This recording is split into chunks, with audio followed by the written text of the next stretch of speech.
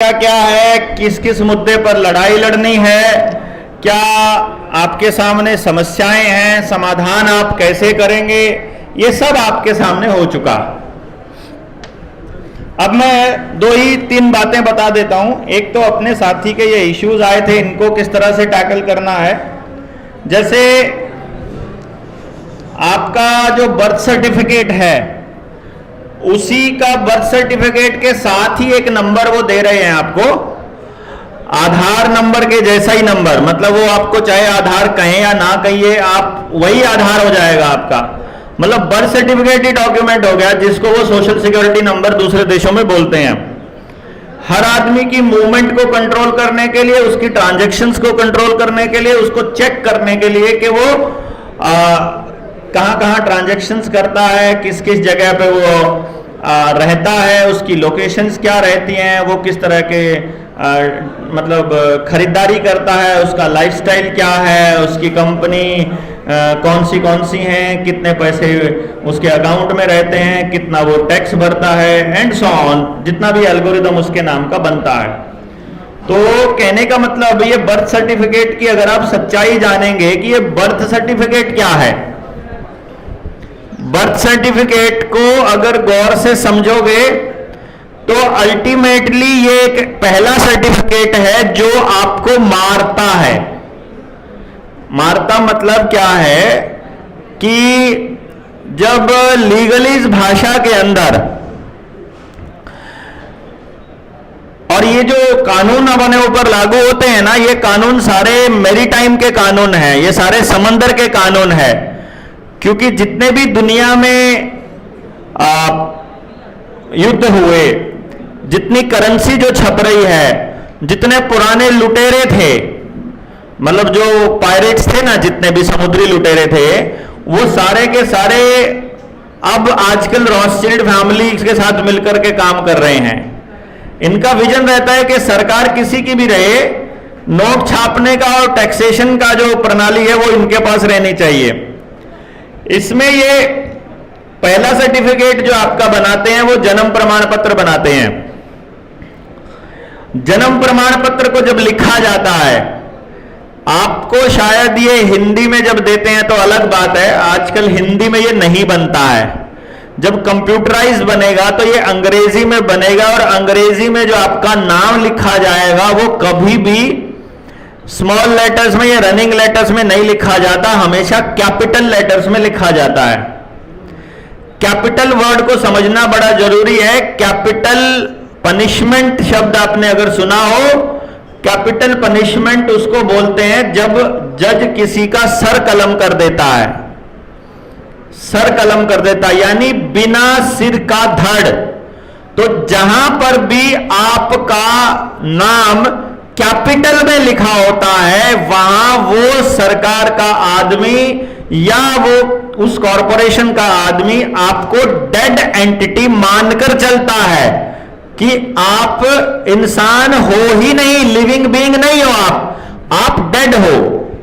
Sir कटे धड़ है खाली, इस शरीर, ये शरीर है बस खाली, वो आपको ऐसा मानते हैं। आपका चाहे पैन नंबर है, आपका जब आप बैंक अकाउंट खोलते हैं वहां पर भी, आपका कोर्ट में भी जब आपका नाम लिखा जाता है तो वो कैपिटल में लिखा जाता है, उसके ऊपर ही आपका साइन होता है। आपने गौर किया हो अगर, कि उस कैपिटल के ऊपर आप रनिंग में साइन जो हमारे होते हैं वो रनिंग में होते हैं। तो जहां भी आप अपना नाम कैपिटल में लिखते हो, वो ये मानकर चलिए कि वहां आप अपने आप को डेड एंटिटी घोषित कर रहे हो। ये पहला बिंदु है जिसके ऊपर आपको सोचना है। दूसरा बिंदु यह है कि जब भी कोई व्यक्ति इस धरती पर, व्यक्ति ही नहीं बल्कि जो भी जीव, लिविंग बीइंग, कोई भी इस धरती पर पैदा होता है, तो इस धरती पर जितने भी प्राकृतिक संसाधन हैं, उन सारे प्राकृतिक संसाधनों का मालिक, उसमें से अपना हिस्सा, अपने हिस्से का मालिक बनकर पैदा होता है। तो जैसे ही आपका जन्म प्रमाण पत्र बनता है, आपका वो मालिकाना हक, क्योंकि आप डेड एंटिटी हो जाते हो, तो आपका जो मालिकाना हक है, और ला दो, आपका जो मालिकाना हक है वो मालिकाना हक आपसे लेकर के वो सारा का सारा अकाउंट सरकार के पास चला जाता है। तो यानी कि मालिक जो है वो सरकार हो जाएगी, आप नहीं रहेंगे। सरकार कौन सी? वही जहां से ये कानून बनने चले हैं, वही मालिक रहते हैं। अभी इसके ऊपर लंबा बोलने का समय था, पर अभी जरूरत नहीं है मुझे लगता है इसके ऊपर। आपने पुरानी वीडियोस के अंदर आप सुनेंगे तो आपको डिटेल मिल जाएगी। रही बात लास्ट टारगेट क्या है, कि लास्ट टारगेट है आपके दिमाग के अंदर फाइनली कोई भी कंट्रोल करने वाली, बल्कि दिमाग में क्या, शरीर में आपको कंट्रोल करने वाली कोई भी टेक्नोलॉजी इंस्टॉल करना उनका पर्पस है।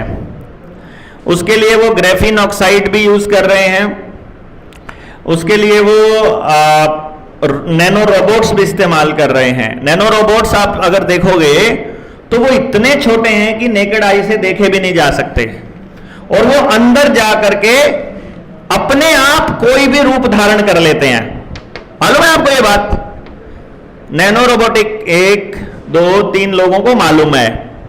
मतलब क्या है आप समझिए, बिल्कुल बारीक कण जो असल में रोबोट्स हैं वो आपकी बॉडी में छोड़ दिए। उसके बाद जब उनको प्रोग्राम किया जाए, जब उनको यहां से सिग्नल मिले, तो वो नैनो रोबोट्स अंदर जाकर शक्ल बना लें जो आप चाहें। यानी आपके हार्ट में स्टंट की शक्ल बनानी है तो वो स्टंट की शक्ल बन जाएगी, आपके हार्ट की शक्ल बनानी है तो वो हार्ट बन जाएगा आपका। जैसे वो ट्रांसफार्मर एक फिल्म थी ना, जिसमें वो कार बन गया, कभी वो आदमी बन गया, कभी वो कुछ बन गया। ये सब रियलिटी में मतलब हो रहा है अंदर जाकर के। तो वो अंदर उनको चाकू बनाना है कि तलवार बनानी है, ये उनकी प्रोग्रामिंग के ऊपर है। यानी आपका पूरा बॉडी उनके कंट्रोल में। या फिर वो आपके ब्रेन में चिप लगाना चाहते हैं, जो न्यूरालिंक की चिप है। वो होता क्या है कि ये पूरा जो षड्यंत्र चलता है वो इस तरीके से चलता है कि आपको एक बात पता चल गई। मान लो हम लोग चिल्ला चिल्ला रहे हैं यहां पर, नहीं भाई, अभी जैसे क्या होता है कि एक आदमी फॉर एग्जाम्पल कोई मर गया, अभी गरबे में 10 लोगों की मौत हुई और अखबार में छपा डीजे की साउंड से मतलब हुई। कभी लिख देते हैं सर्दी से हुई, कभी लिख देते हैं गर्मी से हुई, कभी लिख देते हैं ज्यादा ट्रैवल करने से हुई, कभी लिख देते हैं होमवर्क के टेंशन में बच्चे की हो गई, कभी लिख देते हैं काम के प्रेशर में हो गई। कभी ये नहीं लिखते कि जो केमिकल बॉडी में डाला गया इससे मरने की खबरें आएंगी। ये बात तो बहुत पहले से हमारे लोग बोल ही रहे थे, बोल रहे थे ना हम, तो ऐसे मरा करेंगे, ये सिचुएशन तो बहुत पुरानी हमने बोली हुई है। तो अभी वो डिफेंस मैकेनिज्म क्या खोलते हैं, मान लो हमने बोल दिया कि चिप की खबरें आएंगी। अब न्यूरालिंक की चिप की खबरें आने लगी तो हमने वीडियो जारी कर दिया, देखा हमने कहा था चिप की खबरें आएंगी, वो आनी बंद हो गई। दूसरी खबरें चालू हो जाएंगी, कोई और नैनो रोबोट से चालू कर देंगे। हमने नैनो रोबोट पे बोलना चालू किया, वो ग्रेफीन ऑक्साइड से चालू कर देंगे। हमने इधर से किया, वो किसी और चीज से चालू कर देंगे। वो लॉकडाउन के नाम पर कुछ और डालना स्टार्ट कर देंगे। मतलब वो ट्राई करेंगे किसी भी तरह से आपकी कंसेंट भी मिली रहे और आपकी बॉडी में वो कोई ना कोई टेक्नोलॉजी भी इंस्टॉल करते रहे जिससे आप कंट्रोल किए जा सको। तो ब्रेन चिप में, न्यूरालिंक वाली चिप के अंदर तो आपका मेमोरी रिप्लेसमेंट है, मेमोरी में से आपके दिमाग में से कोई एक मेमोरी हटाना है, आपको मन माफिक आपसे बिहेवियर दिखाना है, आप खुद का सुसाइड करवाना है, पूरी फैमिली को कत्ल करवाना है, वो सब टेस्टिंग वो कर चुके हैं ऑलरेडी। तो ये सब वो पहले करके रख लिया है उन्होंने। तो जब आपको रगड़ना होगा वो कर लेंगे। मतलब उनको लगेगा कि यार ये वाले लोग वो सारे जान गए हैं, इनको 10-20 साल ठंडा पड़ा रहने दो, ये कितना बोलेंगे। जैसे मान लो अगर आप जनता सरकार मोर्चा के लोगों को भी अगर आप ये कहोगे कि यार ये बहुत बोलते हैं, कितना बोलेंगे। मतलब एक टाइम आएगा ना जब हमको बोलना बंद करना पड़ेगा। मतलब क्या बोलना, क्या एक ही बात को रटते रहेंगे क्या अब हम? इससे अगले स्टेप पे जाना पड़ेगा एक टाइम पे। तो कोई नहीं माना तो बंद हो जाएंगे, कोई मान गए तो आप बोलना स्टार्ट करोगे हमारे वाली भाषा, ट्रेनिंग आप करानी स्टार्ट करोगे, इससे अगला स्टेप हम बताना स्टार्ट कर देंगे। क्यों जी? तो ये एक पॉइंट रहेगा। फिर आपको कंट्रोल करने के लिए उनको अमेरिका की आर्मी चाहिए, यहां नाटो की आर्मी चाहिए, और नाटो की आर्मी के लिए उनको पूरी दुनिया को इकट्ठा करना पड़ेगा। पूरी दुनिया की सरकारों को इकट्ठा करने के लिए उनको ये यकीन दिलाना पड़ेगा कि पूरी धरती के ऊपर कोई अटैक कर सकता है। पूरी धरती पे अटैक कर सकता है तो वो दूसरी धरती या दूसरी किसी ग्रह से या उपग्रह से ही कर सकता है। उसके बारे में उन्होंने ग्राउंड बनाना शुरू कर ही दिया है। जब चंद्रयान भेज करके चंद्रयान भेज दिया है, वहां हमारा सैटेलाइट, हमारा रोवर जो है वो ऐसे ही जैसे अपन सभा कर रहे हैं ना, वहां एलियंस की मीटिंग को देखेगा। जैसे बाहर से रोबोट जा रहा है, यहाँ कोई वो दूसरे ग्रह का आके देखे, है ना। चांद वालों ने मान लो कोई भेज रखा है रोवर, वो यहाँ बाहर आ जाए, वो देखे कि ओहो हो, यहाँ इस सभागार में तो जनता सरकार मोर्चा मीटिंग प्लान कर रहा है अटैक करने की चांद पे, वो जाके बता दे। ऐसा करके वो एलियन जो है वो बातचीत कर रहे होंगे, और हमारे वाला जो रोवर है वो उसको रिकॉर्ड करेगा, और फिर हमारे वाले इंटेलिजेंट साइंटिस्ट जो हैं इसरो वाले फिर उसको डिकोड करेंगे। फिर वो बताएंगे कि पूरी धरती पर अटैकिंग की प्लानिंग चल रही है, और उस अटैक से बचने के लिए पूरी दुनिया की सरकारों को इकट्ठा होना पड़ेगा, और सरकारों में एक सरकार बननी पड़ेगी, वन वर्ल्ड वन गवर्नमेंट बनेगी। जैसे one nation one election, one nation one card, one nation one health, one nation one मतलब वसुधैव कुटुंबकम, इंटरनेशनल फैमिली, एक मतलब वन वर्ल्ड वन हेल्थ, और मतलब वन वर्ल्ड गवर्नमेंट, ये सब न्यू वर्ल्ड ऑर्डर के हिस्से हैं। आपको मालूम ही है सारा का सारा। एक देश में एक वर्दी, इस टाइप का प्रोपेगेंडा चलाने के लिए तो आप लोगों को लगेगा कि यार ऐसा थोड़ी है कि कोई दुनिया की कोई भी सरकार आए और भारत के अंदर आकर के कुछ भी कर ले।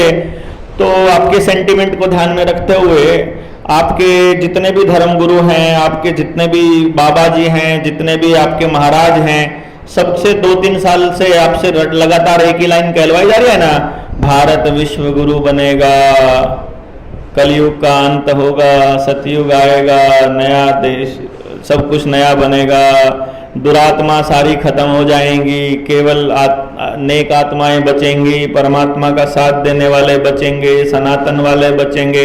ये सब भाषण चल ही रहे हैं, मतलब आपने देखे ही होंगे ना। ये इसलिए है ताकि हम लोग मेंटली तैयार रहें कि बाकी लोग कहेंगे हम तो अधर्मी हैं ही, हम तो मरने ही वाले हैं, वैसे भी कोई फायदा ही नहीं है, तो ऐश कर लो, जितना करना है लोन ले लो, जितने लेने हैं, क्या फर्क है। और फिर जब जैसे ही मोदी जी को वर्ल्ड गवर्नमेंट का प्रधानमंत्री या राष्ट्रपति बनाया जाएगा, फिर से चल पड़ेंगे गधों की फौज इंटरनेट के ऊपर कि बन गया भारत विश्व गुरु, बन गया भारत विश्व गुरु। तो उनके लिए तो यही है बस कि कोई भी बन जाए अपने देश का, उनको लगता है भारत विश्व गुरु बन गया, चाहे वो उनका पालतू ही क्यों ना हो। अब मोदी जी को मैं कुत्ता थोड़ी ना कहूंगा, इतने बुरे संस्कार थोड़ी ना है मेरे। आर्टिफिशियल इंटेलिजेंस जो है वो किस लेवल पर एंटर कर चुकी है, इसका बताने के लिए आपको एयरपोर्ट पे जाओगे ना, तो मेरी वो वीडियो आपने देखी होगी, ट्विटर पे मैंने डाली हुई है ना। मतलब वहाँ आपका घुटने का ऑपरेशन है, आपके हिप्स की रिप्लेसमेंट है, आपकी न्यूरो सर्जरी है, आपका हार्ट ट्रांसप्लांट है, आपका कुछ भी ट्रांसप्लांट है, आपका कोई भी ऑपरेशन है, वो रोबोट कर सकता है। सूरत में ऐसा रेस्टोरेंट बन चुका है जिसमें एक भी व्यक्ति काम नहीं करता है, सिर्फ रोबोट काम करता है। फ्लिपकार्ट में, अमेजन पे जहां 10,000 आदमी काम करते थे, वहां केवल 10 आदमी काम करते हैं, वो भी केवल रोबोट को ऑन ऑफ करने के लिए। मतलब वो वहां कोई काम नहीं करते हैं, वो पैकिंग से लेके डिलीवरी तक, प्रिंटिंग तक, छापने तक, अनपैकिंग तक, भेजने तक सब काम रोबोट कर रहा है। मतलब आपने ऑनलाइन जो है ऑर्डर किया, उस ऑनलाइन ऑर्डर को किस दुकानदार को भेजना है वो रोबोट भेज देगा, बड़ा कोई वेयर हाउस है, अगर बड़े किसी गोदाम में अगर पैकिंग करनी है तो वो रोबोट अपने आप चल पड़ेगा, अपने आप काम पिक करके, आदमी को कुछ नहीं करना है। ऐसे हॉस्पिटल भी वर्किंग में है जहां आपको इलाज के लिए किसी डॉक्टर की जरूरत नहीं है। आप अंगूठा रखिए, आपकी पहचान भी हो जाएगी, आपका टेस्ट रिपोर्ट उनके पास पुरानी है ही, वो आपको बता भी देंगे, दवाई भी एटीएम से मिल जाएगी, आपका ऑपरेशन भी रोबोट कर देगा अपने आप, आपके सारे टेस्ट अपने आप हो जाएंगे। They don't need any doctor for anything. Driverless कारें, ड्राइवरलेस ट्रक को अब अभी वो लोग सक्सेसफुली कर चुके हैं। अभी अफगानिस्तान से आपके बच्चों के लिए हेरोइन और अफीम मंगाने के लिए उन्होंने इंटरनेशनल कॉरिडोर चालू करना है, बाय रोड आएगी, क्योंकि ना कई बार हीरोइन समंदर में डूब जाती थी, तो आपको सुविधाएं देने के लिए सरकार प्रतिबद्ध है ताकि आपके बच्चों को टाइम पे हीरोइन मिल सके, क्योंकि नशा नहीं होगा तो बच्चे फिर आपको मार डालेंगे। तो इसलिए आपके बच्चों के लिए उनको बड़ा ख्याल रहता है, तो वो बाय रोड हीरोइन आया करेगी, तो वो ट्रक ड्राइवरलेस होंगे सारे, वहां से लोडिंग हो गई और सब आपको यहाँ डिलीवर हो जाया करेगी। सरकार बहुत जल्दी एक कानून बना देगी कि 10 ग्राम तक की जो नशा है बच्चा हमारा पॉकेट में लेके घूम सकता है, ताकि माँ बाप उसको टोके ना, ताकि कोई दिक्कत उनको ना आए और वो कह सके it is legal, now it is legal. ठीक है, दारू जैसे अब आप कंपनी में पी सकते हैं, आप अपनी फैक्ट्री में पी सकते हैं, आप अपनी कार में रख सकते हैं, परमिसिबल अमाउंट की आप जितनी मर्जी आप पीजिए, कोई दिक्कत नहीं है। हार्प टेक्नोलॉजी से आपका पूरा का पूरा क्लाइमेट ही बदला जा रहा है। जहां बारिश होनी चाहिए वहां सूखा है, जहां सूखा पड़ना चाहिए वहां बारिश है, फसलों में दाना नहीं आ रहा है, FCI में गोदामों में अनाज नहीं है, तो फूड स्केर्सिटी आने वाली है। फूड आपके पास नहीं होगा, फूड नहीं होगा। आज शहर में लॉकडाउन लग जाए तो 3 दिन से लेकर के 1 हफ्ते तक का मैक्सिमम आपके पास अनाज रहता है। मतलब 3 दिन में आप पूरी दुकानों का सब अनाज और सामान खत्म हो जाता है। 3 दिन से ज्यादा का शहर के पास अनाज नहीं है, स्टॉक नहीं है, और 3 दिन से ज्यादा अगर आपको स्टॉक चाहिए तो आपको गांवों के पास जाना पड़ेगा, और गांव में भी किसान के पास अब की बार अनाज कम रहेगा ऐसे चांसेस हैं, और FCI के पास है नहीं है, तो आखिर में आपको जाना पड़ेगा फिर साइलोज में। साइलोज का बड़ा कमाल का काम है। आपके यहाँ आसपास साइलोज है क्या कहीं पर, गोदाम जो प्राइवेट कंपनियों के? आप गौर से देखना, उन साइलोज के पास से रेलवे का ट्रैक भी गुजरता होगा, है कि नहीं? ट्रैक भी गुजरता है, वहां से हाईवे भी बड़ा गुजरता है।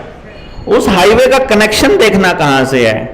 उस ट्रैक का कनेक्शन उधर तो जम्मू कश्मीर से है, और उधर जो है वो कोई ना कोई पोर्ट है वहां से है, और इन हाईवेज का भी कनेक्शन वहीं से है। यानी आपका कच्चा माल जाएगा विदेश में यहां से लद करके उन सारे ट्रकों और उन गोदामों में, और वहां से ब्रेड आएगा, उसमें भी अफीम या गांजा कुछ डल के आएगा, ताकि आपके बच्चे आराम से मौज करते रहें, उनको फीलिंग ना आए कि कुछ चाहिए, दुखी ना हो वो ना, वो दुखी नहीं करना चाहते। बिकॉज वर्ल्ड इकोनॉमिक फोरम आपको कह चुकी है कि 2030 तक हम ऐसी दुनिया बनाने वाले हैं जब you will on nothing but you will be happy. आपके बच्चों पर भी आपका अधिकार नहीं होगा, बट आप खुश रहेंगे। अब खुश तो तभी रह सकते हैं जब आप नशे में पड़े रहें, तो उसके लिए वो अरेंजमेंट कर ही रहे हैं। यहाँ जब साइलोज के बाहर आप पहुंच गए अगर बाय चांस गलती से, तो वहां पर बंदूक लेकर खड़ा करने के लिए अग्निवीर तैयार करवाए जा रहे हैं आपसे। 4 साल में वो रिटायर हो ही जाएंगे, 2 साल हो चुके, 1 साल हो चुका है, 1 साल और रहेगा, 3 और रह गए। 3 साल में कोयला भी कम पड़ गया है, अब आपके पास बिजली भी शायद नहीं बचेगी, ऐसा भी बोल रहे हैं वो लोग कि बिजली की कमी पड़ रही है। पहले उत्तर प्रदेश में, फिर बिहार में, अभी कह रहे हैं कि इधर हरियाणा में भी बिजली जा सकती है। ब्लैकआउट की तैयारी कर रहे हैं, ये बात हम आपको पहले ही बता चुके हैं। जब साइलोज के बाहर पुलिस खड़ी नहीं हो सकती है, बट अगर आप पुलिस चाहिए किसी उद्योगपति को तो थानेदार, हवलदार, सिपाही किराए पर मिल सकते हैं। ये भी उन्होंने बोला है सरकार ने ना, कि आपको हवलदार चाहिए इतना पैसा लगेगा, आपको इंस्पेक्टर चाहिए तो इतना लगेगा, पूरा थाना चाहिए तो इतना लगेगा। तो किराए पर आप पुलिस ले सकते हो, अपनी फौज आप खड़ी कर सकते हो, यह भी आपको अधिकार दे दिया गया। ड्रोन आप उड़ा सकते हो और अग्निवीर आप खड़े कर सकते हो। बाकी गडकरी जी बहुत स्पष्ट बोल चुके हैं कि हम 2025 तक जो है वो पेट्रोल डीजल बैन कर देंगे। आपने सुना होगा ना, 4 साल में हम पेट्रोल डीजल बैन कर देंगे। तो उधर से बैन हो गया पेट्रोल डीजल, इधर से कोयला खत्म हो गया, बिजली भी नहीं बची। बिना बिजली के पानी निकालने का रास्ता है क्या आपके पास? अगर बिजली ना हो तो गांव में कितने लोगों के पास अपने तालाब, अपने कुएं, अपने जोड़, अपने नलके हैं? जीरो है साहब। यानी बिजली जिसके हाथ में होगी, पानी उसके हाथ में होगा। साइलोज के मालिक जो होंगे, अनाज उसके हाथ में होगा। बीज के मालिक जो कंपनी होगी, उनके पास बीज होगा। आर्टिफिशियल इंसेमिनेशन की कंपनियां जो होंगी, उनके पास डंगरों का बीज होगा। और आईवीएफ कंपनियां जिनकी होंगी, उनके पास आदमी का बीज होगा। तो ना खेत का बीज आपके पास है, ना डंगरों का है, ना आदमी का है, ना बिजली है, ना पानी है, ना खाना है, ना खेत है, ना घर है, ना ट्रैक्टर है, ना कार है, ना बच्चे हैं, ना बूढ़े हैं, ना परिवार है, ना पैसा है, कर्जा ही कर्जा है। तो आप पे है क्या? है? थोड़ा सोचो जरा, आपके पास है क्या? अब तो आपके पास मां भी नहीं है, सब मां से दूर रहते हैं। ज्यादातर लोग मां से दूर ही रहते हैं। तो आपका भविष्य कैसा होगा ये आप सोच सकते हैं। स्वावलंबी गांव बनाने के अलावा अपने पास कोई रास्ता नहीं है। नदियों के ऊपर ये लोग बांध बना चुके हैं, आपका पानी भी कंट्रोल कर चुके हैं। जो नदियां फ्लो कर रही हैं, जिन पर ये बांध नहीं बना पाए, उन नदियों में इन्होंने फैक्ट्रियां बना करके वहां कचरा छोड़ दिया है, ताकि वो इतनी गंदी हो जाए कि आप पानी पीने लायक बचो ही ना। पानी पीना है तो साफ करना पड़ेगा, उसके लिए टेक्नोलॉजी चाहिए, उसके लिए बिजली चाहिए। ठीक है ना? क्योंकि जब पहली फैक्ट्री का कचरा नदी में जाने लगा, आप कुछ बोले ही नहीं। जब प्लास्टिक के डंपियार्ड अब आपके आसपास बनने लगे, आप कुछ बोले ही नहीं। जब कोलू कलेसर हटा करके इन्होंने शुगर फैक्ट्रियां खोली, आप बोले ही नहीं। सारा केमिकल, ये सीमेंट फैक्ट्रियां आई और आपके आसपास चूना बनाने वाले, भवन बनाने वाले लोग गायब हुए, आप कुछ बोले ही नहीं। ऑर्गेनिक खाने उगाने वाले लोग जब चले गए और उसके बाद पेस्टिसाइड, यूरिया, डीएपी डलने लगा, आप कुछ बोले ही नहीं। आपकी बर्बादी आपके हाथों से करवाई जा रही थी और आप कुछ बोले ही नहीं। सब कुछ आपके सामने करवाया गया। बारिश इनके हाथ में है, सूखा इनके हाथ में है। तो आने वाले वक्त में भोजन अगर इनके हाथ में हुआ तो अगली बार चौथी डोज लिए बिना रोटी नहीं मिलेगी, ये भी तय कर लेंगे। और पूरे परिवार को लगी होनी चाहिए, क्योंकि आपका वैक्सीन का सर्टिफिकेट आपके आधार के साथ भी जुड़ा है और फिर पूरी फैमिली की आईडी भी बनी हुई है। तो पूरे परिवार को लपेटना इनको आता है। आपका पक्का इलाज करने की तैयारी ये कर रहे हैं। आप इनका इलाज करने की क्या तैयारी कर रहे हो? कुछ भी नहीं। आप लड़ रहे हो कर्जे के चक्कर में।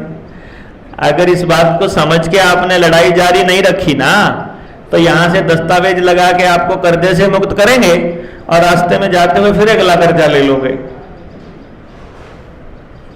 ये न्यू वर्ल्ड ऑर्डर के खिलाफ खड़े होने की फिर लड़ाई नहीं लड़ोगे अगर बिना आपको समझाए ये चालू कर दें। तो इसलिए हम आपको समझा रहे हैं कि ये कर्जा कुर्जा छोटी चीज है। अगर आपके पास संगठन है तो एवं ही थप्पड़ मारेंगे ना बैंक वालों को। क्या आवेदन पावेदन क्या है बात करते हो यार, चल भाग यहां से, गांव में घुसने की जरूरत नहीं है। पर अगर संगठन नहीं है फिर कुछ नहीं है, फिर ना आपके कागज काम आएंगे, फिर पुलिस वाले आकर के किसी को भी डरा देंगे। पिछले लॉकडाउन में लोगों को वैक्सीन लगाने के लिए इन्होंने सीआरपीएफ का, बीएसएफ का, आईसीआईएसएफ का और पुलिस वालों का सहारा लिया था। डॉक्टर उधर बैठा हुआ है, वो नर्स आई हुई है, घर वाले बोल रहे हैं मुझे नहीं लगवाना, लेकिन पुलिस वाला करे ऐसा करा, इतने में करते ही डर गए बेचारी, घर में बूढ़ी अकेली बैठी थी। मैं झारखंड की, मध्य प्रदेश की वो वीडियोस देख के मैं हैरान था कि इनका गांव कैसे हो गया।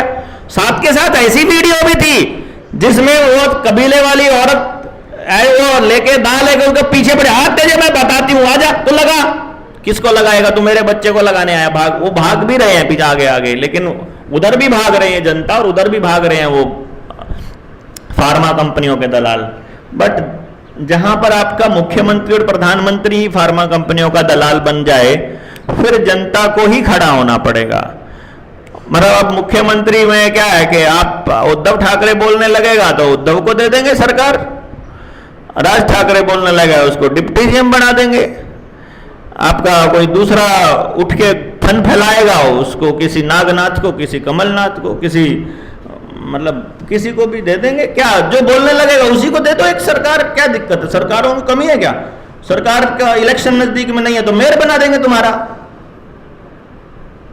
कुछ भी बना देंगे, क्या दिक्कत है? सरकार में हिस्सा देना है और कुछ नहीं देंगे तुमको, बड़ा कोई बीसीसीआई का बना देंगे, मोटा पैसा चाहिए ना तुमको, लो खाओ जितना खाना है। उन्होंने तो डिजिटी छापने, उनको क्या फर्क पड़ने वाला है? तुमको जो चाहिए बोलो तुम खाली, वो ऐसा बोलते हैं। तो इसलिए बोलने वाले का मुंह बंद करना उनको आता है, या पैसे से, या पावर से, या बोली से।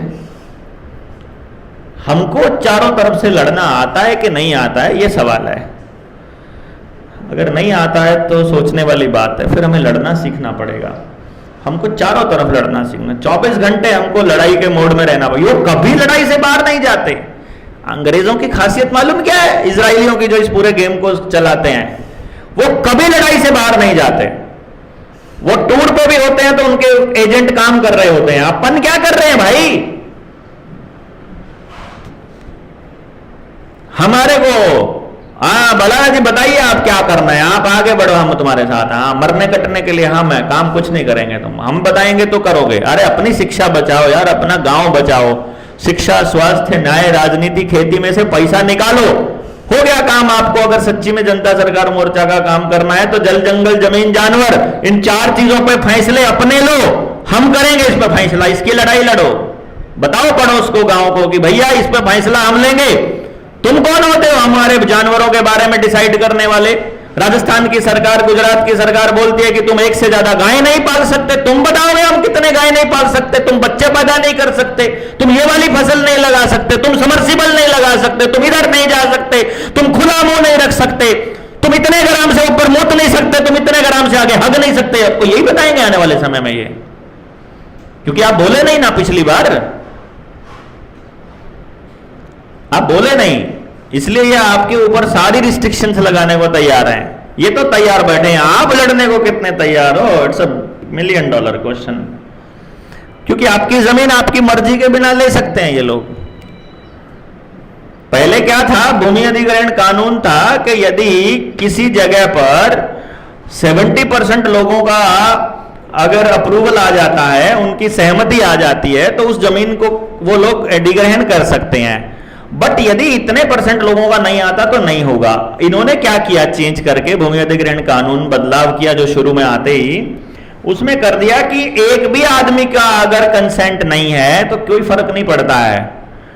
एक भी आदमी का नहीं है, उनको यहां के 100 एकड़ जमीन चाहिए तो चाहिए, उसमें से उस जमीन का खसरा नंबर, उसका आधार कार्ड के साथ बंदा कौन सा है, उसके बैंक में कितने पैसे पड़े हैं, जमीन कहां पर लोकेटेड है, डीसी रेट कितना है, उसके हिसाब से मध्य प्रदेश में ये लोग प्रैक्टिकल कर चुके हैं। आपके खाते में पैसा आ गया है, इतनी जमीन है, इसका ये रेट बनता है, अपनी जमीन महीने भीतर खाली करो, हमको चाहिए जमीन। ये अधिग्रहण कर ली गई है, समझे ना? तो आपकी जमीन के लिए नहीं चाहिए, तो हमको क्या चाहिए? हमको ये लड़ाई लड़नी है कि जल, जंगल, जमीन, जानवर, जमीन भी इसके अंदर शामिल है कि मुझे मेरा मकान नहीं बेचना है। नहीं बेचना है मतलब नहीं बेचना है। अगर 100 मकानों में से 99 मकान वालों ने सिग्नेचर कर दिया और तुमको वहां पर कोई कॉलेज बनाना है और मैं एक आदमी और मुझे मकान नहीं बेचना है, तो मेरा मकान छोड़ के कॉलेज बनेगा। मैं नहीं बेच रहा हूं, मेरा अधिकार होना चाहिए ना। मेरा शरीर मेरा अधिकार होना चाहिए, मेरे डिसीजन मेरा अधिकार होना चाहिए, मेरी जमीन, मेरा पानी, ये उनको देना पड़ेगा। और क्योंकि सरकारों को आपको रोटी देनी पड़ेगी और आपको पानी भी देना पड़ेगा, मतलब आपको बेयर मिनिमम जिंदा तो रखना पड़ेगा। इसीलिए आपके हर शहर के बाहर कबूतर खाने बन रहे हैं। उन कबूतर खानों में आपकी शिफ्टिंग चल रही है, वहां आपको जियो टैगिंग हो रही है ताकि आपके दरवाजे पर रोज सुबह दिन का खाना परिवार के लोगों की गिनती के हिसाब से पटक दिया जाए और वो खाना पटकने का काम रोबोट करेगा। आदमी की जरूरत नहीं है उनको। तुम्हें सुबह मिल जाएगा खाना, दोपहर को मिल जाएगा, शाम को मिल जाएगा, बोलना नहीं है बस। जो तुमको टीके लगाने को बोले वो लगवा लेना, जो तुमको दवाई खाने को दें वो खा लेना, जैसा खाना दें वो खा लेना, बोले तो फिर खैर नहीं है। गरीब आदमी को दिया जा रहा है चावल, गेहूं, मतलब तेल वगैरह तो उन्होंने तोड़ काट ही दिया है। अब जो चावल मिल रहा है ना गरीब आदमी को राशन कोटे से, उस पे जाकर देखना, कोई एफसीआई का बंदा जानकार है तो जाकर मिलो, उससे पूछो इसके ऊपर क्या छिड़कते हो तुम। उनको केमिकल मिलता है उस चावल पे छिड़कने को, केमिकल से बना हुआ चावल खा रहे हैं वो लोग, प्लास्टिक खा रहे हैं, प्लास्टिक, कैंसर होने वाला है उनको। WHO पहले ही छाप सका है कि 2025 तक इस देश के 80% लोगों को कैंसर होने वाला है। वो आपको फोर्टिफाइड कह करके क्या खिला रहे हैं आपको कुछ भी नहीं आइडिया है।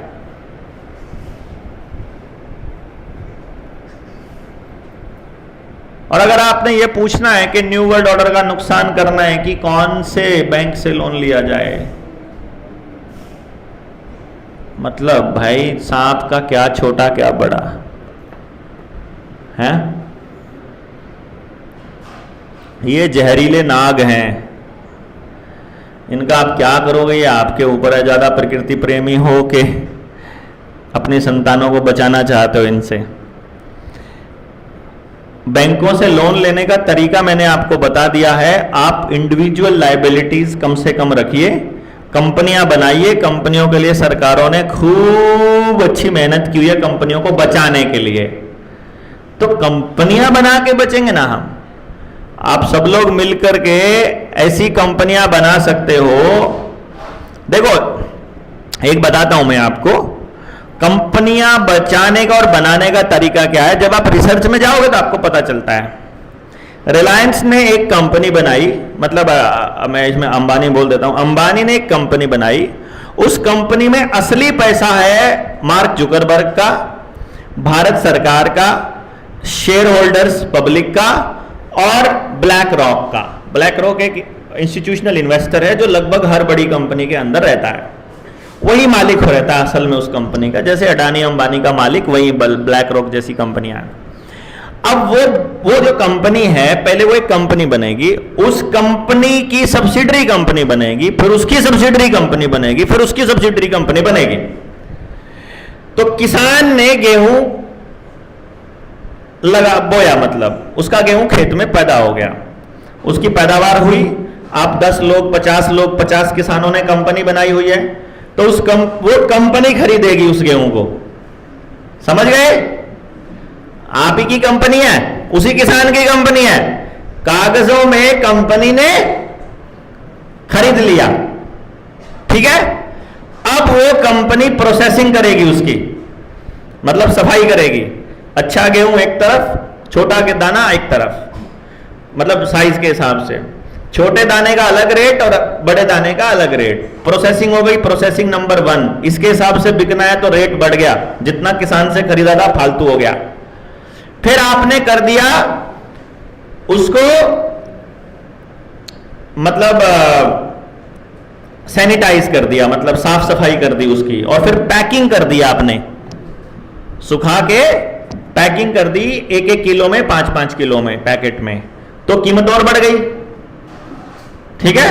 मतलब एक कंपनी ने खरीदा, दूसरी कंपनी को बेच दिया ज्यादा रेट में, दूसरी कंपनी ने प्रोसेसिंग कर दी, तीसरी कंपनी को बेच दिया ज्यादा रेट में, फिर तीसरी कंपनी ने उसकी प्रोसेसिंग करी, बिस्किट बनाए, ब्रेड बनाया, और गेहूं से जो जो बन सकता है बनाया, बना के फिर चौथी कंपनी को भी, अपनी कंपनी है सारी, किसान की कंपनी है, आप ही की है मतलब सारों की। इन 10 की कंपनी ने इन 10 को बेच दिया, इन 10 वालों ने इनको बेच दिया। सेम चीज अब वो बेच रहे हैं मार्केट में, और वहां से पैसा आया, उसको मिला, फिर उसको मिला, फिर उसको मिला, फिर उसको मिला। एक ही पैसा चारों पांचों कंपनियों के अंदर जब गया तो चारों पांचों कंपनियों का टर्नओवर करोड़ों में जाने लगा। समझ गए?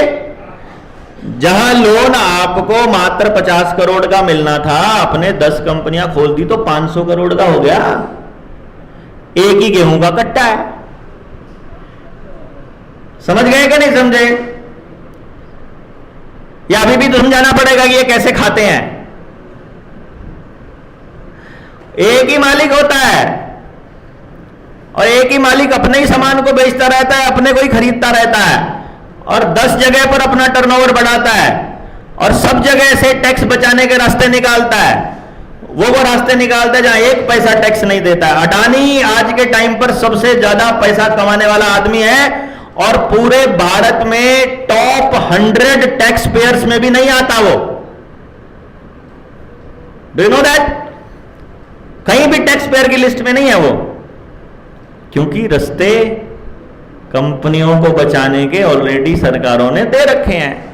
तो हमको एक पैसा नहीं देना है और हमको पैसा ही पैसा लेना है।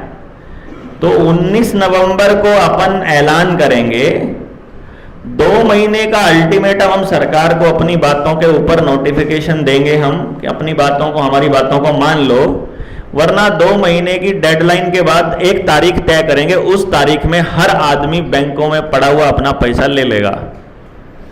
इतने में ही बैंक डूब जाएंगे, इतने में ही पैसा ही नहीं दे पाएंगे वो। मैं आपको बता रहा हूं, उनके पास है ही नहीं है इतना पैसा। जैसे ही हम ये ऐलान करेंगे उससे पहले पहले कंपनियां बना लो। कहीं ऐसा ना हो आप प्लानिंग कर रहे हो तब तक वो तेरे की गए भाई 500 करोड़। तो किसी भी बैंक से लीजिए, कोई फर्क नहीं पड़ता है, ये सब एक ही है, सब आरबीआई के द्वारा चलते हैं, और आरबीआई तो उन्हीं की है जो लोग इन षड्यंत्रों को चलाए हुए हैं। कुछ लोगों को एक सवाल आता है कि जो रुपया है ये नकली कैसे है? मालूम है किस किस को पता है कि नकली है? ये किस किस को पता है कि नकली कैसे है? देखिए एक बात बता दूं मैं आपको, रुपया तब तक है जब तक उस रुपए के पीछे सिद्धांत है। सिद्धांत नहीं तो रुपया नहीं। और सिद्धांत ये कहता है कि रुपया चाहे कागज का हो, चाहे लोहे का हो, चाहे तांबे का हो, चाहे पीतल का हो, चाहे चांदी का हो, उसके पीछे जो सिद्धांतिक रूप से जो वैल्यू है वो वैल्यू है कि नहीं है। अगर वो वैल्यू है तो वो रुपया है, अगर वो वैल्यू नहीं है तो रुपया नहीं। बस समझ आ गई बात? जैसे 1 किलोग्राम का बट्टा है सोने का, और 1 किलोग्राम का बट्टा है लोहे का, और तीसरा है पत्थर का, और चौथा है गेहूं के दाने 1 किलो। तो चारों में से कौन सा ज्यादा तोलेगा और कौन सा कम तोलेगा? क्योंकि चारों सेम है, और ये चारों सेम तब तक हैं जब तक उन चारों में पूरा 1000 ग्राम रहेगा। एग्जैक्ट 1000 ग्राम, 0.001 भी अगर कम हो गया तो जनता से लूट चालू हो जाएगी, और 0.001 ग्राम भी अगर बढ़ गया तो दुकानदार का नुकसान। तो सिद्धांत इसलिए बनाया जाता है कि ना तो किसी के साथ लूट हो और ना किसी का शोषण हो, इसलिए स्टैंडर्ड बनाया जाता है। और इसलिए जब आपने देखा होगा बचपन में, जब आपने अपनी दादी को गेहूं या घी या कुछ तोलते हुए देखा, तो वो चाहे गेहूं का 2 दाने डाल के बराबर करे, लेकिन डंडी पूरी बराबर करते थे वो, कि वो 0 पे होना चाहिए, 0 पे। उसके बाद चाहे भले ही बाद में 2 चम्मच घी के एक्स्ट्रा डाल दे वो, लेकिन शुरुआत 0 से करेगा। वहां पर कोई गड़बड़ बर्दाश्त नहीं होगी, क्योंकि स्टैंडर्ड में चोरी करने वाले को फांसी तक का सजा का प्रावधान था हमारे समाज के अंदर। क्योंकि वो बड़े लेवल पर चोरी होती है, देशद्रोह के जैसा होता है। तो हमारे को जब ये बात का पता चलता है कि आपका स्टैंडर्ड जो है रुपए का, वो ये नहीं है कि वो कागज का है कि जैसा बोलते हो यार ये फलाना ढिमकाना आ गया, ई रुपया आ गया तो वो रुपया नहीं बचा, पहली बात ये समझो। तो सीबीडीसी तो हमने खत्म करनी ही करनी है। नंबर 2, सिद्धांतिक रूप से हमारे 1 रुपए की वैल्यू 777 मिलीग्राम सोना है। ठीक है जी बात। तो जिस रुपए के पीछे इतना सोना है वो असली रुपया है, जिसके पीछे ये वाला सोना नहीं है वो नकली रुपया है। अब आपको 2 चीजें समझनी है कि भारत के पास है टोटल 800 टन सोना, उसकी कीमत बनती है 4.8 लाख करोड़। तो भारत में 4.8 लाख करोड़ की ही पेपर करेंसी होनी चाहिए। अगर इससे ऊपर एक भी पर्ची है तो वो नकली है। लेकिन भारत में तो 34 लाख करोड़ की पेपर करेंसी चलन में है, इसका मतलब 29.2 लाख करोड़ की करेंसी नकली है। अब हमने बैंकों से इतना पूछना है कि हमें ये बताओ तुमने जो हमको रुपया दिया है वो नकली है कि असली है। अगर वो नकली है तो तुमको जेल होगी, अगर वो असली है तो असली में तो 1 रुपए में 777 मिलीग्राम सोना आता है और तुम्हारे वाले में तो 4,800 या 4,900 रुपए में आता है उतना ही सोना जितना हमारा 1 रुपए में आता है। तो तुम्हारा जो 5 लाख में जितना सोना आता है उतना तो हमारा 106 रुपए में आता है। तो जितना हमने तुमको दिया था वो हमने ये सोच करके दिया था, हमारा ये ध्येय था कि हम तुमको असली रुपया दे रहे हैं। हमें तो पता ही अब चला कि तुम नकली रुपया दे रहे हो। एक बात का ध्यान देना, बैंक आपको दस्तावेज देगा तो उसमें यह कहेगा तुमने हमारे को करार किया था पैसा देने का। अगर जबानी बात की जबानी बात बताता हूं, वो बोलेगा तुमने हमको पैसा लिया था तो करार किया था। हाँ करार किया था। सिग्नेचर किए थे? हाँ किए थे। तो तुम देने से मना क्यों? देने से मना नहीं कर रहे हो। मैंने जब सिग्नेचर किए तो मैं ये सोच रहा था कि बैंक मुझे असली रुपया देगा। मुझे अगर पता होता कि बैंक मेरे साथ इतनी बड़ा फ्रॉड करेगा तो मैं अपने सिग्नेचर क्यों देता उसको। हां तुम कह दो ना कि तुमने हमारे साथ फ्रॉड नहीं किया और तुमने हमको असली रुपया दिया है, ये कहने में तुमको क्या दिक्कत है भाई? नहीं भाई, बैंक को केवल इतना ही तो लिखना है कि हमने तुमको असली रुपया दिया है, सैद्धांतिक रुपया दिया है। लेकिन नहीं, बैंक के पास इतना समय नहीं। दूसरी बात समझिएगा कहानी को, कोई भी कॉन्ट्रैक्ट तब तक वैलिड रहता है जब तक उस कॉन्ट्रैक्ट की सारी शर्तों को दोनों पार्टियों को उनकी क्षेत्रीय भाषा में समझाया गया हो। आपको जब लोन दिया तो आपको मराठी में समझाने कोई आया था क्या? उसकी भाषा को जो बैंकों में था या अंग्रेजी में लिखे हुए पे फटाफट साइन करवा लिए थे? किसी ने भी उसका हिंदी या मराठी अनुवाद नहीं किया था। समझ गए? तो हमको तो वो शर्तें बताई ही नहीं कुछ भी। जब तक बैंक अपनी शर्तों पर सही खरा उतरता है तब तक हमारे बीच कॉन्ट्रैक्ट वैलिड है। अगर बैंक ने हमसे फ्रॉड किया, उस कॉन्ट्रैक्ट के हिसाब से जो लिखा उससे अलग उसने बैंक ने फ्रॉड किया, वो कॉन्ट्रैक्ट ही इनवैलिड हो जाता है। तो आपके जो दस्तावेज हैं उनका कोई मोल नहीं है जो साइन कर रखे हैं आपने।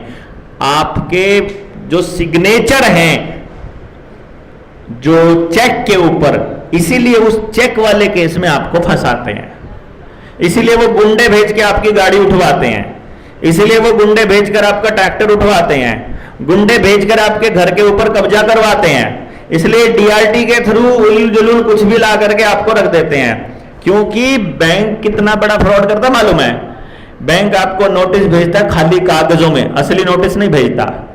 फिर थोड़े दिनों के बाद दूसरा कागजों में, तीसरा तो सीधा फाइनली मिलता है कि तुम्हारे घर का कुड़की होने वाला है। बाद में पता चलता है ये क्या हुआ, तुमने हमको बताया भी नहीं। बाद में अरे मैंने 2 नोटिस भेजे हुए, डीआरटी में जाके बैंक वहां अपने दस्तावेज लाते, देखो जी हमने ये नोटिस भेजा इस तारीख को, ये नोटिस, हमें तो मिला ही नहीं किसी को भी।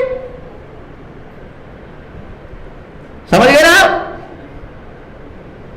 वो आपको नोटिस भेजेगा, आप जाके बैंक मैनेजर से पर्सनली मिलने चले जाओगे, बैंक मैनेजर आपको मोहलत दे देगा, फिर वो नोटिस भेज देगा, फिर आप मिलने चले जाओगे, फिर मोहलत दे देगा। वो आपको भेजेगा लिखित में, मोहलत देगा जबानी, और कोर्ट में जाएगा तो बोलेगा मैंने तो इसको कहा था जमा करवा, ये करवा नहीं, अरे मैंने तो मोहलत मांगी थी, तुमने दी, मैंने कब मोहलत दी, ऐसा बोलेगा बैंक मैनेजर। हुआ किसी के साथ ऐसा? ऐसा ही होता ना? वो आपसे लिखित में आपको भेजता है नोटिस, लेकिन मोहलत लिखित में नहीं देता है। और कोर्ट में जब जाता है तो वहां कहता है मैंने नोटिस दिए थे, ये आया नहीं मेरे पास। मैं तो आया था। कोर्ट बोलता है साबित कर, तू गया था, आपने किसी लॉग बुक में एंट्री नहीं करी, आपने कोई पर्पस नहीं लिखा, आपने कोई आवेदन बैंक मैनेजर को लिखित नहीं दिया, तो आप कैसे साबित करोगे कि आप बैंक में गए थे? नहीं कर सकते ना। तो वो ऐसे फंसाता है आपको। तीसरी बात, बैंक नोट के ऊपर भी लिखा हुआ है मैं धारक को 100 रुपए अदा करने का वचन देता हूं, लेकिन इसके ऊपर तो कुछ और लिखा हुआ था। ये करेंसी नोट के ऊपर जो एफिडेविट है उसको कैसे बदल दिया, वो मैंने आपको पिछली वार्ता में बताया ही था कि रातों रात गायब कर दो इसके पीछे का सोना। ऐसे थोड़ी गायब होने देंगे भैया, ऐसे पैसे के बदले में, मतलब सॉरी, कागज के टुकड़े के बदले में अपनी असली प्रॉपर्टी जाने नहीं देंगे। एक बात का ध्यान रखना, बैंक मैनेजर अगर बहस बहस में या बैंक का कोई कर्मचारी बहस बहस में आपको बोलता है कि ये तुम्हारा ही पैसा है, ये जनता का ही पैसा है जो तुम लौटा नहीं रहे हो, पहली बात, तुम ये तब क्यों नहीं बोले जब विजय माल्या का 8,000 करोड़ रुपया माफ हो रहा था, जब अडानी का 15 लाख करोड़ माफ हो रहा था, जब उसके 15,000 करोड़ 10,000 करोड़ अंबानी के हो रहे थे, जब बड़े बड़े उद्योगपतियों का हजारों करोड़ रुपया माफ हो रहा था, राइट ऑफ हो रहा था, तब तुम ये क्यों नहीं बोले? तब वो कौन सी जनता का पैसा था? पहला बात, मेरे ही 2 लाख 2 करोड़ में तुम्हारे को दिक्कत होने लगी है, उनका हजारों करोड़ है, उसका हिसाब कहां है? पहली बात ये। दूसरी बात, क्या तुमने ब्याज के पैसे को ही छाप लिया है? क्योंकि मैं आपको बताता हूं, जितना पैसा बैंकों के पास कैश रखा है उसका 10 गुना वो लोन पर दे देते हैं। समझ गए? यानी अगर उनके पास 1,000 करोड़ रुपया है तो लोन दे देते हैं 10,000 करोड़। अब आप सोचो, पैसा ही 1,000 करोड़ सर्कुलेशन में है और लोन कितना दे दिया? 10,000 करोड़। तो इसका मतलब 9,000 करोड़ की प्रॉपर्टी तो जब्त होनी तय है साहब जी, वो तो है ही नहीं मार्केट में कहीं। नहीं समझे? ये नियम है बैंकों का लोन देने का कि जितना पैसा बैंकों के पास पड़ा है उसका 10 गुना लोन दे देते हैं। लोन में तो डिजिट ट्रांसफर होते हैं, आप चुकाओगे कहां से जब कहीं है ही नहीं पैसा, वो अवेलेबल ही नहीं है।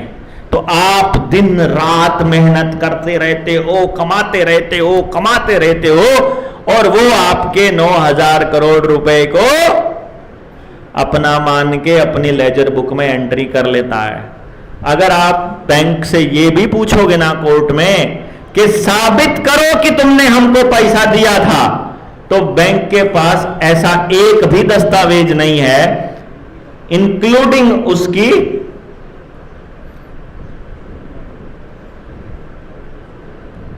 उसका जो बैलेंस शीट है ना, उसका जो लेजर है उसके बैलेंस शीट में भी कहीं पर पैसा कम नहीं हुआ होता। पता है ये बात आपको? किस किस को मालूम है? मैं बताता हूं, अगर मेरे पास 100 रुपया है, मैंने आपको 40 रुपया दे दिया, तो मेरे पास कितना बचा? 60 रुपया। तो मैं खाते में कैसे लिखूंगा? इधर 100 इधर 0।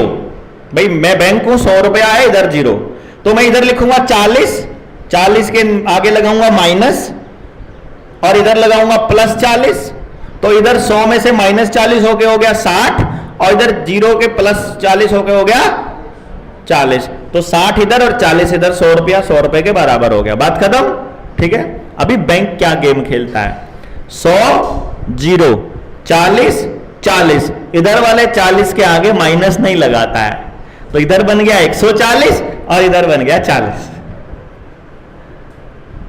समझे आप? यानी वो जितना लोन आपको देता है वो उतनी प्रॉपर्टी का मालिक अपने आप को मान लेता है। समझ गए क्या? उसके एसेट में से कम होना चाहिए तभी आपको मिलना चाहिए ना, उसके एसेट में बढ़ता है।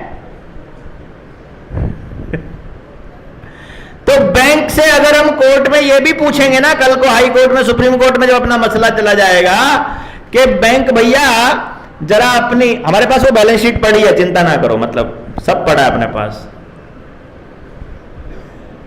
हम उनसे अगर ये पूछेंगे ना कि भैया जी वो बस बैलेंस शीट ला दो जिसमें हम जहां से हमको पैसा दिया है और आपकी कौन सी प्रॉपर्टी कम हुई है जरा एक बार बता दो, तो हम आपको पैसा देने को तैयार है।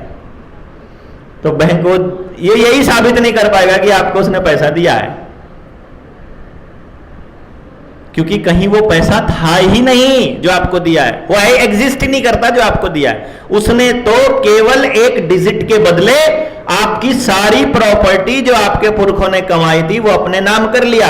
इसीलिए आपके पुरखों का कमाया हुआ सोना, उनकी कमाई हुई इज्जत, उनका कमाया हुई जमीन सब नीलाम हो चुकी है साहब, हो चुकी है ना, और ये सबकी हो चुकी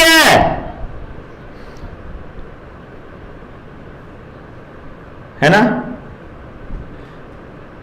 मेरे जैसा कोई बचा है जिसके पास बैंक अकाउंट नहीं है, जिसको कोई बैंक लोन ही नहीं देता, फिर मेरे नाम प्रॉपर्टी नहीं। जिसके पास है सबको लोन दे रखा है और उसकी कैपेसिटी से ज्यादा दे रखा है। आपकी कैपेसिटी चेक करेगा सिबिल से, अच्छा 50,000 का देते हैं लोन, ले लिया, थोड़े दिन चुकता करो, तभी फोन आ जाएगा 2 लाख का मिल रहा है आपको, 2 लाख का ले लो, फिर जोर लगाओ, फिर उसकी किस्तें पूरी करो, फिर 5 लाख का देगा। एक दिन वो आपको इस मुकाम पर पहुंचाएगा कि आपको इतना लोन दे देगा कि आपसे उसकी किस्तें नहीं चुकता होनी। ये हर किसी के साथ है साहब। और जितनी भी फिर चीजें आपने गिरवी रखी हुई थी वो सब लपेटेंगे, और रोज उनका आदमी आपको फोन करके जलील करेगा, नहीं दे सकते हैं तो लिया क्यों था,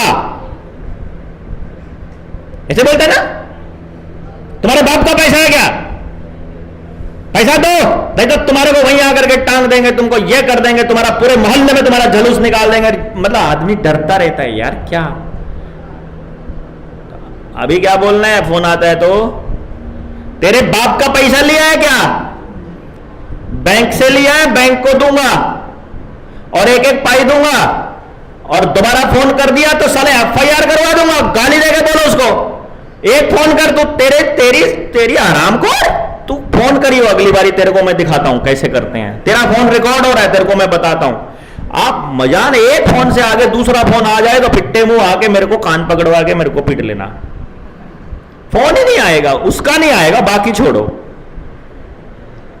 क्योंकि आपको पता चल गया कि असली, पहले आप सोच रहे थे आपने बैंक को लूटा हुआ है, अभी पता चला आप लुटे पड़े हो सारे, असलियत में चोर वो है। आपको गिल्टी कॉन्शियस आपको हो रही थी और असल में वो चोर था। अब पता चला कि चोर वो है तो अब पिटने का नंबर उसका है, सब मिलके पीटेंगे हरामियों को।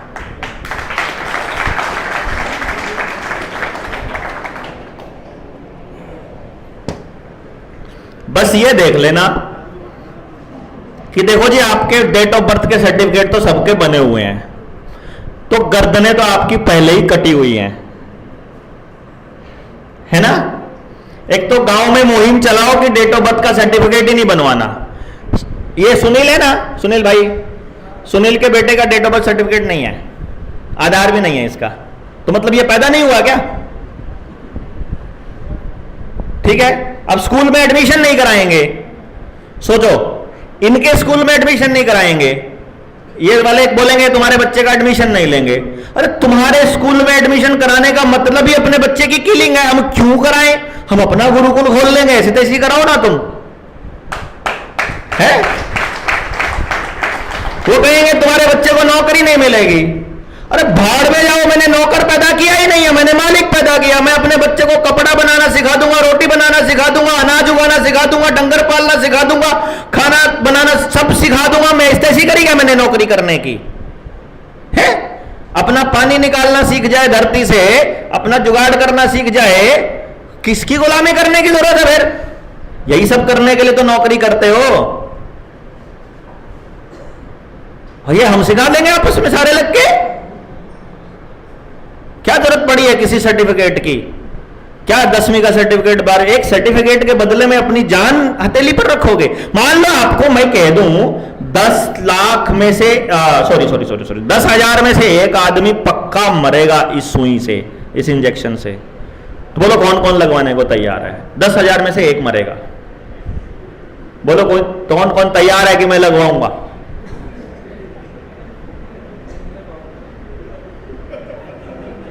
नहीं, एक भी नहीं। अच्छा चलो 1 लाख में से एक मरेगा, फिर तैयार हो। 10 लाख में से एक मरेगा, तब तैयार हो। तो फिर सरकार ने तो बोला था कि 10 लाख में कोई एक आदमी को साइड इफेक्ट हो सकता है, फिर क्यों लगवाए? नहीं, हमने नहीं लगवाए, हम तो चलो बात है पब्लिक ने क्यों लगवाए? क्योंकि उन्होंने बोला कि तुमको खाना नहीं मिलेगा, राशन नहीं मिलेगा, दुकान नहीं खोल पाओगे, नौकरी पर नहीं जा पाओगे, हाजिरी नहीं लगेगी, पेंशन नहीं मिलेगी, बस में नहीं चढ़ने देंगे, ट्रेन में नहीं चढ़ने देंगे, जहाज का टिकट नहीं आता, मंडी से सामान नहीं ले सकते, दुकान पे नहीं जा सकते, कहीं नहीं निकल सकते, ऐसा बोला ना। पेट के ऊपर उन्होंने काबू करा। ये पेट के ऊपर दोबारा नहीं करेंगे क्या? वो छोड़ देंगे आपको, है?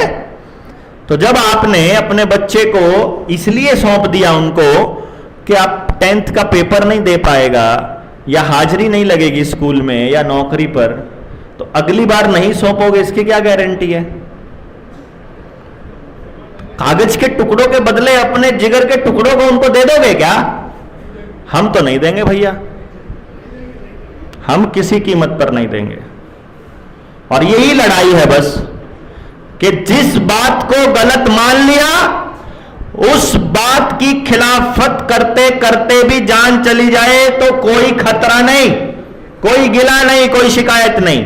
और जिसको सही मान लिया वही लड़ाई लड़ने का नाम जनता सरकार मोर्चा है। बस ये मान के आपको आगे बढ़ना है। सही में आपके साथ खड़े हैं, गलत में अपनी कोई रिश्तेदारी नहीं भैया। समाज के लिए काम करोगे तो आपके लिए जान भी देंगे, और अगर मतलब के लिए करोगे तो हम आपको जानते नहीं। इसलिए हमने संगठन को ऐसा रूप बनाया है कि कल को देवेंद्र भी कोई ऐसा काम कर दे जो समाज हित में नहीं है, तो 1 मिनट से पहले सारे लोग बोल देना हमको जनता सरकार मोर्चा को इससे कुछ लेना देना नहीं है, क्योंकि इसकी एक्टिविटी में हम इसके साथ नहीं है। हम आदमी के साथ नहीं है, हम आदमी के काम के साथ हैं। जो काम समाज के लिए है उसमें साथ हैं, जो काम समाज के खिलाफ है तो उसमें नहीं है। बात खत्म ना है। सही के साथ हम सारे खड़े हैं और गलत के सारे विरोध में खड़े हैं। तो इस तरह से हमको आगे बढ़ना है कि अगली बार ये फिर आएंगे, आपकी रोटी काबू करके फिर आएंगे, आपका पानी, आपका समाज ये तोड़कर फिर आएंगे, आपको कमजोर करने की कोशिश करेंगे। लेकिन इससे पहले इस व्यवस्था को ये ध्वस्त करने वाले हैं। अब अगर ये व्यवस्था इन लोगों ने ध्वस्त करी तो हमारी कब्र खुदने वाली है, और अगर ये हमने ध्वस्त करी तो इनकी कबर खुदने वाली है। तो अब की बार कबर न्यू वर्ल्ड ऑर्डर वालों की खुदेगी, ऐसा प्रॉमिस करते हैं, और हमारे जिंदे जी खुदेगी, हम खोदेंगे। इसलिए घर पर नहीं बैठना है। 2 घंटे निकल सको 2 घंटे निकलिए, 2 दिन निकल सको 2 दिन निकलिए। आप दिन रात निकल सकते हो, दिन रात निकलिए। जहां आपका व्यक्तिगत स्वार्थ बीच में घुस गया, इस पवित्र काम को नजर लग जाएगी। अपने व्यक्तिगत स्वार्थ अपने घर छोड़कर आइए। हमारा एक ही व्यक्तिगत स्वार्थ है कि यदि मेरा समाज बचेगा, यदि आपके बच्चे बचेंगे तो मेरा बच्चा बचेगा, बस एक ही रास्ता है, यही मेरा व्यक्तिगत स्वार्थ है। क्योंकि सबकी भलाई में ही सब हमारी भलाई है। हमको सच का साथ देना है, और सच की खासियत यह है कि सच सबका भला करता है। अगर कहीं भी एक भी आदमी का नुकसान करते हैं तो हम सच के साथ नहीं हैं, और अगर हमने झूठ का साथ लिया तो फिर ये लोग हमारी ऐसी तैसी इतनी बुरी तरह से करेंगे, आप सोच नहीं सकते। बस ये लोग अगर कहीं पर खड़े नहीं हो सकते तो वो सच के सामने नहीं खड़े हो सकते। बस ये इनकी सबसे बड़ी कमजोरी है। इनका सारा साम्राज्य डर, लालच और झूठ के बिसात पर बना हुआ है। हमारे सच का सामना इनके बस की बात नहीं है। बस आपको यह सच जिंदा रखना है अपने अंदर का, और यही काम करने के लिए आपके बीच हम आए हैं। यही मकसद है कि आपकी ताकत रोज बढ़े, आप एक दूसरे के साथ रहें, आप एक दूसरे को बचाते रहें, एक दूसरे के लिए लड़ते रहें। इसी कामना में आज के इस सेशन को मैं यहीं विराम देता हूं। जय हिंद, जय भारत।